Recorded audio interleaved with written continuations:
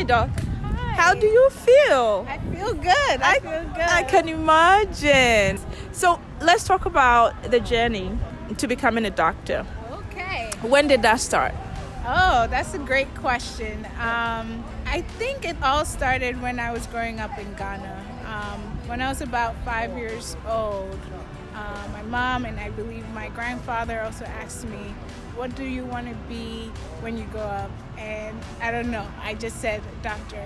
And I believe from that day onwards, when I declared it, when I said it out loud that I'm going to be a doctor, God has been orchestrating every move in order to lead me to this point in my life. You know, in Ghana, the health system is not the best. It's really not. When you have family or friends just complain of a simple headache, they go to the hospital and then they don't come back anymore. It's kind of like, what in the world is going on? And I had this burning or fire or passion to kind of figure out how I could be a help to those people. My grandmom was a nurse in a village in Ghana, and anytime we would go visit her, she had her own clinic, and anytime we would go visit her, people so much depended on her so much that she was basically like the doctor of the whole community. And just being with her in the clinic just also motivated me, inspired me, even at a young age. So yeah, from a young age, I had that passion, and then I kept working towards it. You are one of the few that the African mom, per se, African parents did not influence to get here. And that's really, really good to hear. Right? Yeah. That's awesome. How much influence did they have anyway, your parents? Yeah, that's a good question. My parents never forced me or my siblings to do whatever we set our minds to. They ask us what we want to do, we say what we want to do, and they just lead and guide us in the right path. So ever since I told my parents that I wanted to be a doctor, they've supported me, they've guided me, and helped me get to where I am today. When I was in college, my parents sat me down and they said, you know, why don't you become a nurse? Because number one, you finish earlier and you can start working. You don't have to go through the whole medical school series, and you don't have to stretch yourself. You can still become a doctor after you're a nurse. I was like, no. I believe my calling and my desire is to be a doctor. So I respectfully told them, no, I'm not going to become a nurse. I will become a doctor. So talk to me about medical school. How was it? Medical school is not for the faintest of hearts. It's very difficult. Anyone who tells you otherwise is a big liar. And if you are not really passionate about becoming a doctor, you might not even make it through. I'm thankful that I was able to get through, and it wasn't just my doing. By God's grace, the support of my family, my friends, my church family, everybody who has been praying for me, they helped me get through, even when it seemed like I wasn't going to get through. Since I knew that I wanted to be a doctor from a young age, everything I did was, in preparation for that moment. So now in medical school, I'm thinking, oh, this is going to be like college, where I can, even study for an exam the day before an exam. And it wasn't so, because a semester of college is basically like a week of medical school. And it's not that the information that we're learning itself is difficult. It's just the volume. They're just throwing information at us. So yeah. So I know when you were here at church, and also in PA where you went to school, you were very involved in church. You were an announcer, you were an administrator, you were playing the keyboard. Yeah. How did you juggle all that I with don't all know. the work? How did you do it? I honestly, a lot of people ask me that question, and I can't give an answer because I feel like God was the one carrying me through all of this. I couldn't have done it by myself, by my own strength. Something would have been, I would have had to give up something. but I was still able to do well in school, even though it was not easy. The obstacles will come. When they do come, just take a moment, pause, cry if you have to, and then connect with someone. Talk to somebody that you trust. Work towards that goal, not by your own strength, not by your own power, but connect with people, connect with God, and you'll see, you'll get through and you'll get to where you need to get to. That's amazing. So if you're watching and you want to be a doctor, Dr. Bedele says you can do it. Just, how bad do you want it, right? Exactly. Yeah. Now what's next? Now that we have our Dr. Jessica Bedele in the house, what is next? So I'm going to be starting my residency in the field of pediatrics in New Jersey, which is what I wanted. This hospital was calling my name for a long time, so I thank God I was able to match there. So I'll be in that program for 3 years, and then after that we'll see if I choose to stay as a general pediatrician or subspecialized. I don't know yet, but we'll see.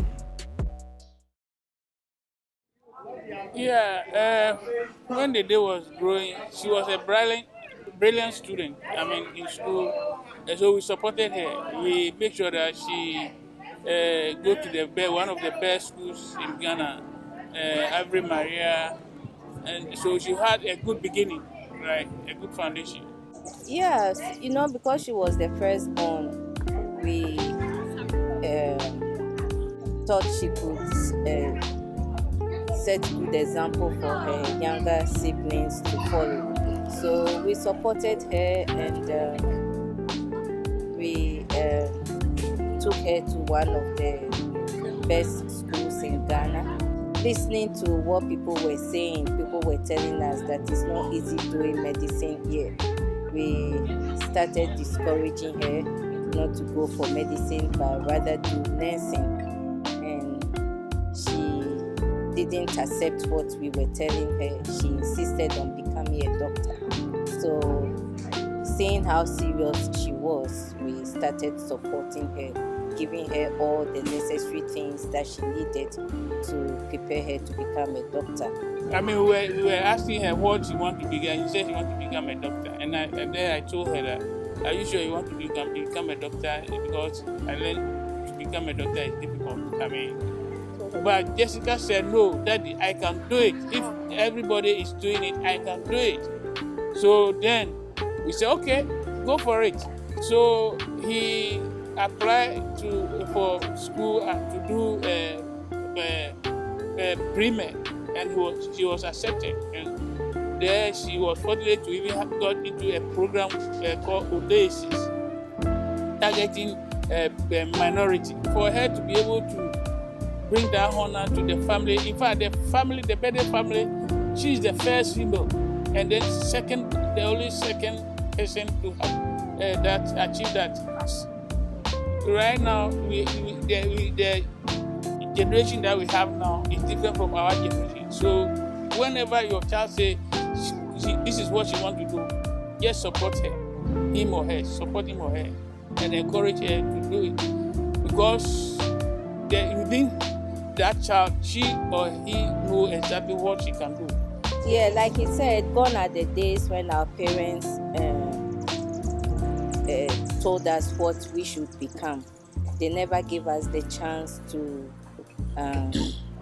decide on our own what we wanted to do. If we wanted her to do nursing and she wants to become a medical doctor, why don't we support her? So apart from being a serious student, she also focused on serving God. She didn't leave God out of the equation. Why all this time while she was in school, she always makes sure that she goes to church, no matter what. Even if there is impending exam ahead, so Jessica wants to go to church. The first time she went to church at Philadelphia Temple ICG, he said there were about only three. She said she about is the pastor and only 1+3. So when she came to church, she said, Jessica, then don't waste your time. I mean, concentrate. But I said, no, I will go. And to the glory of God, today that church has more than over almost 100 students, members. Yeah. and they so love her that they even don't want her to come back to Jersey. They want to keep her there because she has been more helpful to them, and they also supported her so much. So we are so grateful to them and all the pastors and the church members who supported them.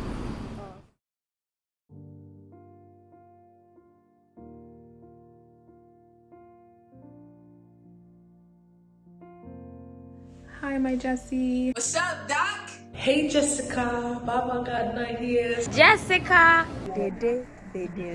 Congratulations, Jessica. Congratulations, Dr. Bedele. Little baby, oh. Obviously, you're not a little baby by any means, Jess, but you know that we jokingly call you the baby of the group. I wanted to say a huge congratulations to you again and to reiterate how proud everyone is of you. Becoming a doctor is something that you've talked about, dreamt about, and wanted to be ever since you were little. And it's been so inspiring to see it all come to fruition. I remember she would cry over her grades. Whenever she would get anything lower than an A, she would just start bawling oh, how am I supposed to be a doctor with a B or A- or whatever? You're incredibly wise, you're incredibly poised, you have so much grace, love, peace, patience, and God in your heart.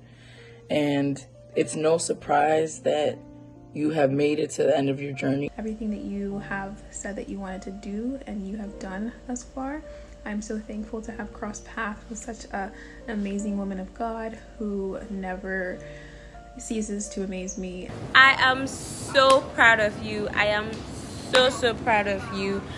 What used to be my favorite brainy in JHS. I think this girl is smart, Sha.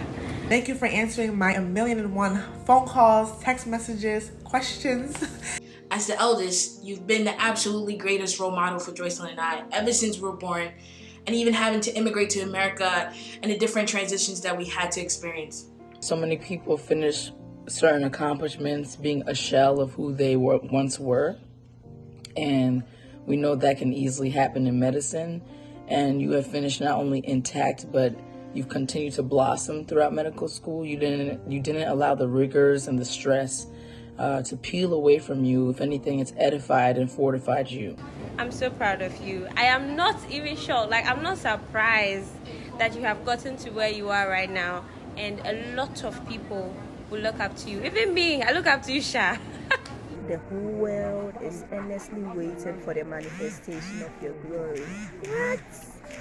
A butchery, Dr. Papemi. Don't give up. Keep doing what you're doing. God, your name will be heard across the globe. I pray for long life. I pray for blessings, peace. I pray for prosperity. God, I'm so proud. I don't even know what to say. Those long DLP and LGC rehearsal nights and the audacious obligations, they were not in vain. They have definitely paid off. It really has been an honor just getting to know you and getting to celebrate you. I know that where you're going to be a light, just as you've been a light here at PCOM. Your patients are so blessed and honored to have you. I'm so happy that they get to call you doctor. But through it all, it's been amazing to follow in your footsteps. You've showed us what hard work looks like, what being dedicated looks like, not giving up, what not giving up looks like. You've showed us what being an outstanding leader entails. And most importantly, you've showed us how much you can achieve when you put God first. I would want to say a big congratulations to you for your completion in the medical school. Yeah, whole doctor. Hey, Charlie, I'm so proud of you. I love you so much. I'm so proud. I'm so excited. Hey, free doctor. I'm so proud of you. Cheers to greater heights. I honor God in your life, and I thank Him for placing you in my life. I am so proud of you. Congratulations again, Dr. Bedele. I love you. That's amazing. Last one is acknowledgements. I know there are tons of people that you have to say thank you to. We'll be here. Do we have time? We have about 2 seconds. Do we have time? Oh man, the list goes on and on. Firstly, the Most High God. He was the one who I keep mentioning. He carried me through and through every difficult time, even the times where I thought I wouldn't be able to get back up to keep going.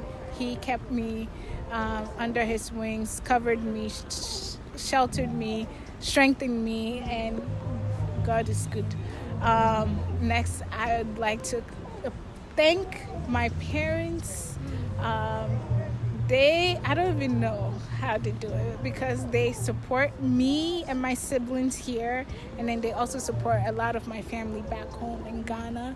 And I've seen them, growing up, I've seen them work tirelessly. I've also seen them be very kind and generous and humble through it all, and I look up to them. They have been my biggest supporters throughout this journey. Thank you, Mommy and Daddy. I want to thank my siblings, KK and Mamle, who've also been there right by my side. It's a great honor to be your big sister because, sometimes you come to me for advice and I'm like, oh, okay, you actually respect me, respect my decisions. So, yeah, they've also been there helping me with whatever I need help with. I'd like to thank my church family. I am so fortunate to be a part of, I can say maybe even I can say 4 churches. Wow. ICGC Liberty Temple, ICGC Good News Temple, ICGC Ziklag Temple, and then ICGC Philadelphia Temple where I am right now. And every single person who's been part of my church family, I am so appreciative of them. They encourage me, pray for me, they support me, they cheer me on. So I'm thankful for all of them. I'm also thankful for my family back home in Ghana. They are my prayer warriors. They call me, check up on me, cheer me on, support me. They even back from Ghana to here, I can feel their love, I can feel their support, I can feel their prayers for me. The list keeps going on. I know. My friends back home in Ghana and here from high school, college, and even now, we've pushed each other, we've encouraged each other, we have cried with one another, we've laughed. But all in all, we've been able to be very successful in whatever field that we've chosen to go to. It keeps going on and on and on and on and on. That's dear amazing. Friends. I cherish them so much. Yeah. But thank you so much for sharing all of that with us. Thank you so all much. The very best to you. Thank you. And we'll keep watching you on this great journey. Yeah. And we wish you the very best, Thank you Dr. so much. Jessica Dede Bedele. Yes.